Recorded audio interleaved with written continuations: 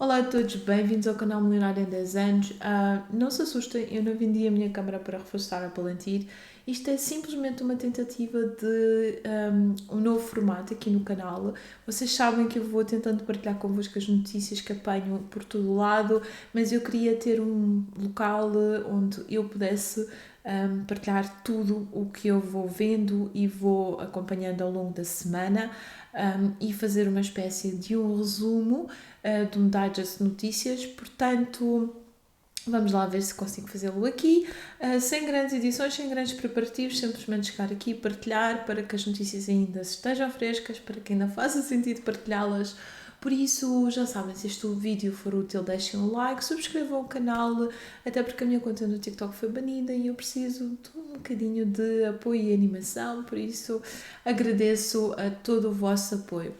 Partilhem comigo também nos comentários se vos é útil ou não ir acompanhando as notícias da Bolsa, porque se vocês não quiserem saber do que se anda a passar e simplesmente investirem regularmente, se calhar também não vale a pena. Portanto, fico à espera do vosso feedback e até lá vamos então às notícias da última semana para estarmos preparados para mais uma semana que começa já amanhã.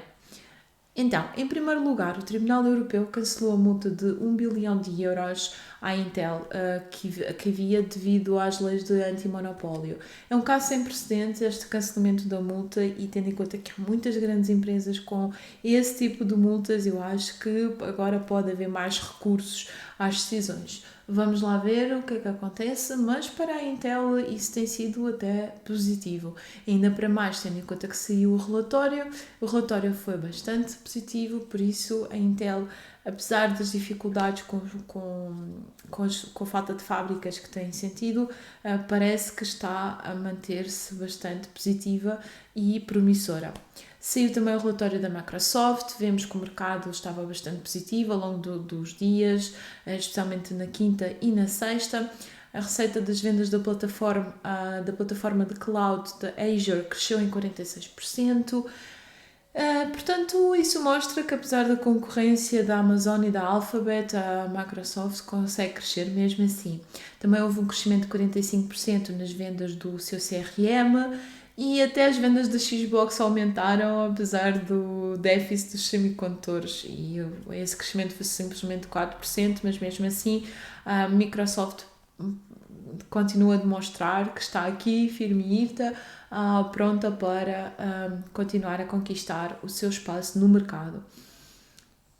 O futuro da empresa parece mesmo muito promissor e agora com a possibilidade da compra, da aquisição da Activision Blizzard, se isso não se concretizar, isso pode abanar bastante os planos da empresa, portanto vamos ficar atentos a ver se esse grande negócio acontece ou não. A AT&T vendeu parte do seu negócio, que não estava a ser rentável, e decidiu focar-se mais no futuro da Warner Bros., da Warner Media, desculpem, com a Discovery, mais também nas telecomunicações, mas agora também com menos roaming, com algumas quedas. O futuro da AT&T está muito instável, está nublado, não sabemos bem o que é que vai acontecer com a empresa. Aquilo que era um investimento claro para muita gente por causa dos elevados dividendos, neste momento está assim bastante tremido porque nem toda a gente vê futuro para a AT&T. Goldman Sachs, a Bank of America e o Wells Fargo avisam os investidores que esta altura pode ser boa para reforçar as suas posições, mas depois temos a Morgan Stanley que recomenda esperar ainda mais porque dizem que poderá haver ainda mais quedas no mercado. E os analíticos são sempre assim, nós temos uns a dizer uma coisa, outros a dizer outra coisa e não sabemos em quem confiar. E eu acho que só devemos confiar em nós e pensar pela própria cabeça, não devemos estar aqui a pensar o que é que os outros dizem. Isso, partilhem comigo nos comentários qual é a vossa posição, vocês estão a reforçar para já ou ainda não, o que é que estão a fazer.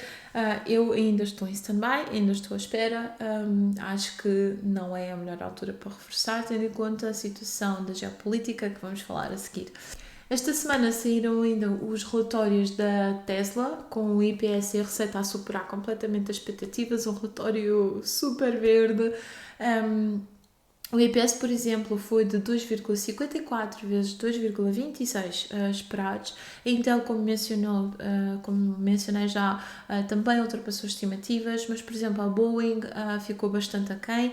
Obviamente, é assim, dizer que a Boeing não chegou às expectativas, tendo em conta que a expectativa já assim é baixa, porque é um setor bastante investigado, não há grande surpresa e, tendo em conta a situação em que vivemos, à partida ainda não haverá grande luz ao fundo do túnel para este tipo de empresas, na minha opinião. Veremos, só o tempo dirá. Mas sim, a Boeing não apresentou um relatório muito bom esta semana. Para além disso, ainda tivemos notícias da Colgate-Palmolive, que também não correspondeu à expectativa.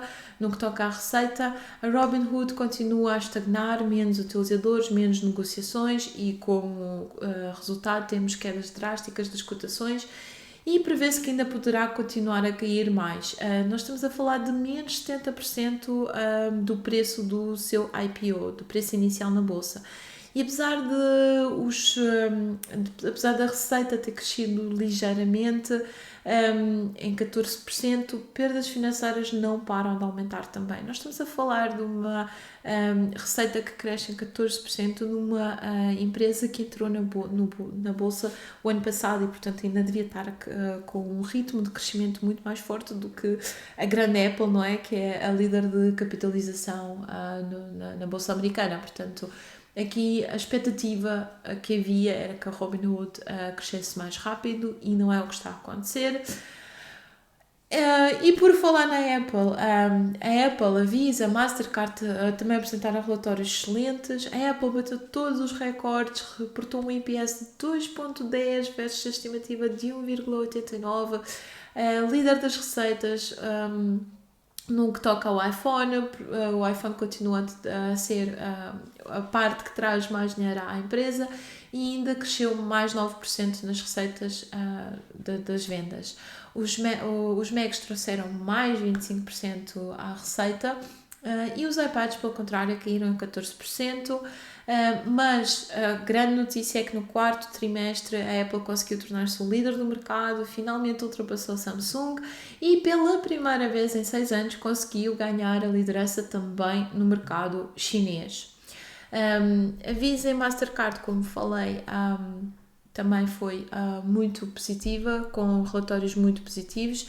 A Visa reportou uma receita de 7 mil milhões de dólares, 7% acima da expectativa, mais ou menos igual à Mastercard, também foi 7% acima da expectativa. A McDonald's, apesar de ter apresentado um crescimento na sua receita, por exemplo, não conseguiu chegar aos 6 mil milhões esperados.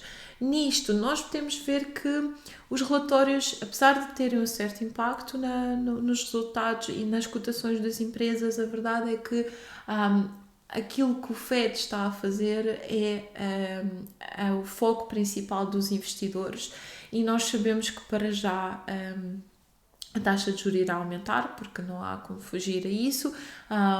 O Jerome Powell falou que o foco principal agora é combater a inflação, que está nos 7%. 7% a inflação nos Estados Unidos é de doidos. Por isso, a questão dos relatórios já está mais ou menos embutida nos preços, nas cotações, ao meu ver. E por isso, a maior parte das vezes, não há assim muita coisa que anime os mercados. E mesmo que haja, depois vem o Jerome Powell e dá cabo de tudo e vai tudo por água abaixo muito rapidamente. Na quarta-feira, então, tivemos as notícias do Fed, já que eu comecei a falar nisso, e eles disseram mesmo de caras que o maior objetivo agora é combater a elevada inflação e baixá-la dos 7 para os 2. Não há grande surpresa, mas pronto, obviamente isso vai continuar a impactar a bolsa. A geopolítica continua a afetar a bolsa, a possibilidade da guerra entre a Ucrânia e a Rússia e também as negociações entre a Rússia e a NATO. Ontem, no sábado, soube que a Rússia retirou as suas tropas da fronteira da Ucrânia e eu acho que também a própria Rússia acabou por sofrer bastante com estas negociações duras, eles não conseguiram obter propriamente o que queriam e a bolsa da Rússia praticamente ruiu, caiu muito mesmo neste momento. Se olharmos para a maior parte dos emitentes que estão na bolsa da Rússia, eles estão mesmo muito, muito baratos, com PEs e PIs na ordem de 5 de PI. Vamos lá encontrar uma empresa assim na bolsa americana quase nunca na vida.